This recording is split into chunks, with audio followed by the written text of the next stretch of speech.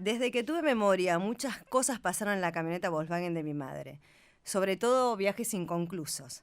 El problema principal, el motor antiguo del Volkswagen 64. Era casi imposible de reparar, solo un experto podía.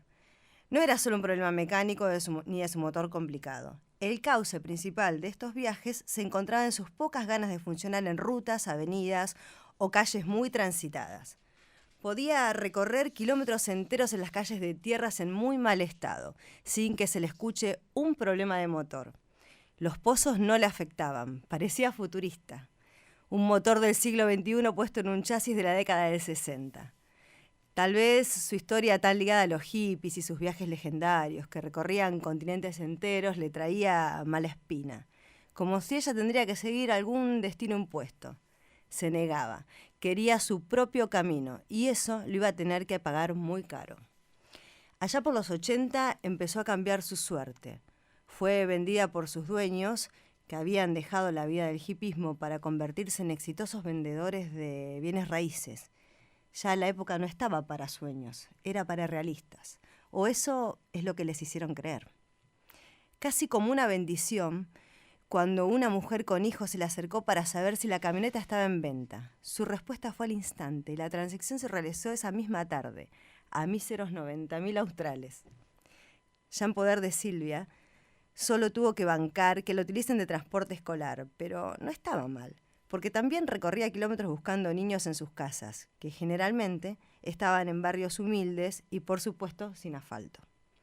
Su ronroneo en ese tiempo era de felicidad. Esos eran los caminos que le fascinaban. Solo algunas cuadras y volvía a descansar, que era su mayor propósito en esta vida. Luego, su trabajo mejoró. Dejó de transportar niños y solo era ocupada por su dueña. Hacían viajes a barrios que ni siquiera sabían lo que era un cordón de asfalto. Y eso a ella la llenaba de felicidad. No porque no tuviera sentimientos, nada de eso. Era solo por el hecho de su rebeldía constante en eludir pavimentos de cualquier ciudad. Todo empezaría a cambiar cuando mi familia comenzó a vacacionar. El primer viaje la aguantó hasta el kilómetro 150. En ese mismo instante, los cables de su motor se prendieron fuego. Su sabotaje le vino perfecto, ya que conoció la comodidad del remolque, algo que le trajo la mayor de las satisfacciones. Fueron 50 encantadores kilómetros, en los cuales no hizo nada. Una vez que lo probó, no lo quiso dejar nunca. Su adicción era tal que en ocasiones no salía del garage hasta que tarde o temprano la llevaban al mecánico. Su conducta adictiva, creo yo, le quedaba de sus dueños anteriores, que como buenos hippies fumaban marihuana hasta dormirse y consumían distintas drogas psicodélicas. Eso era lo que más le gustaba de sus ex dueños. No fueron ni 3 ni 4 los viajes que quiso realizar esta familia, sino más de 14, y en solo 2 llegaron a destino. Después de 20 años, mi madre tuvo que venderla. No la podía mantener más. Sus repuestos caros y el mecánico le hacían imposible poder mantenerla.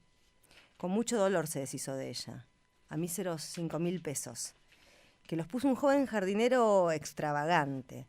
Tal vez creyó que por su trabajo iba a recorrer los caminos que tanto le gustaban. Pero eso nunca lo sabré, porque por mucho tiempo no supe nada de ella. De casualidad, al pasar por un depósito de autos reconocí a la Camio, como la llamábamos.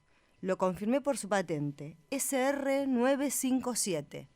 Di un salto de la emoción y bajé del bondi de inmediato. Fui al encuentro de mi pasado con una sonrisa que se me desdibujaría en una frase. Consulté al único hombre que estaba en el depósito.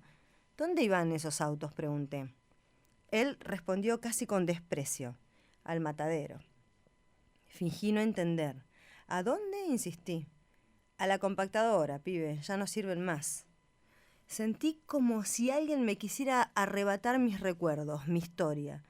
Con ella los viajes eran imprevisibles, aunque muchas veces nos enojáramos por no llegar a tiempo a ningún lado, pasé los momentos más insólitos de mi vida. Como cuando nos dejó en el medio del campo en la ruta 11 a las 10 de la noche sin nadie a quien llamar, ni tampoco a nadie a quien recurrir. O esos 6 meses que caprichosamente dejó de frenar, por supuesto en avenidas y lo que es peor en bajadas. Si no fuera por el oficio de la conductora, mi madre, muchas hubieran terminado en tragedias. En fin, Esos recuerdos forman parte de mí y esas palabras, al matadero, todavía suenan en mi cerebro. Me consuela pensar que ella eligió su destino y fue un ejemplo para mi vida. Pero tal vez lo que más me choca es pensar que, como las personas, los autos tampoco pueden elegir su final.